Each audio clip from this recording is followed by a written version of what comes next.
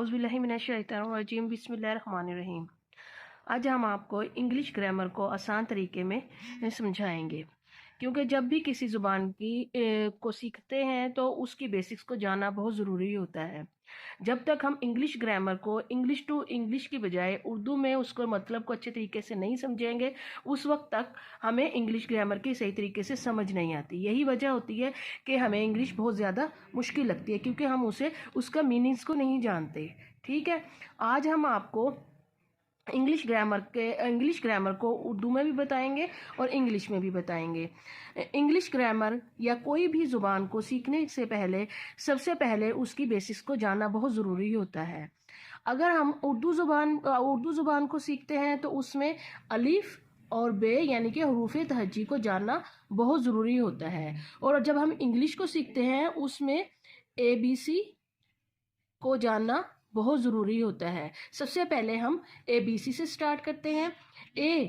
ए जो है किसी भी ज़ुबान की किसी भी ज़ुबान को जानने के लिए उसको एक लेटर का होना बहुत ज़रूरी होता है। जब हम ABC को अच्छे तरीके से जान जाएंगे उसके बाद फिर हम आगे जाएंगे।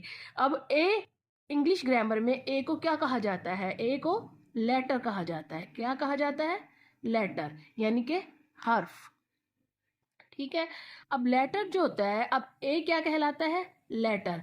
अब ए या बी के ज़रिए हम अपनी आवाज़ को या ए या बी के ज़रिए हम अपनी किसी भी बात को आगे नहीं पहुंचा सकते। Is called letter.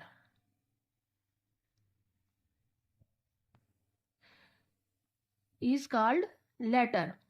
जब हम इन लेटर्स को आपस में मिलाएंगे तो वो एक वर्ड बनता है। A group of letters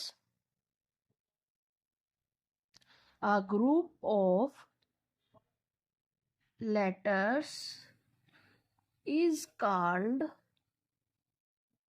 a word।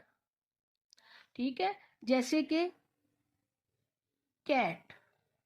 अब सी एक लेटर है, ए भी लेटर है, टी भी लेटर है। अगर हम इसको अलग-अलग पढ़ते हैं तो ये एक लेटर है, लेकिन जैसे हम इसे इकट्ठा करके पढ़ते हैं तो ये एक वर्ड बन जाता है जिसके मीनिंग भी हैं।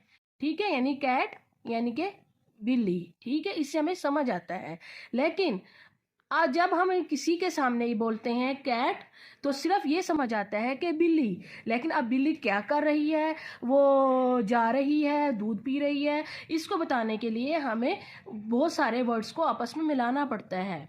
ठीक है, द ग्रुप ऑफ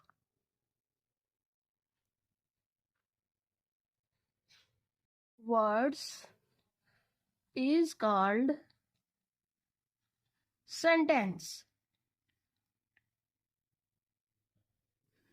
अब the group of words is called sentence.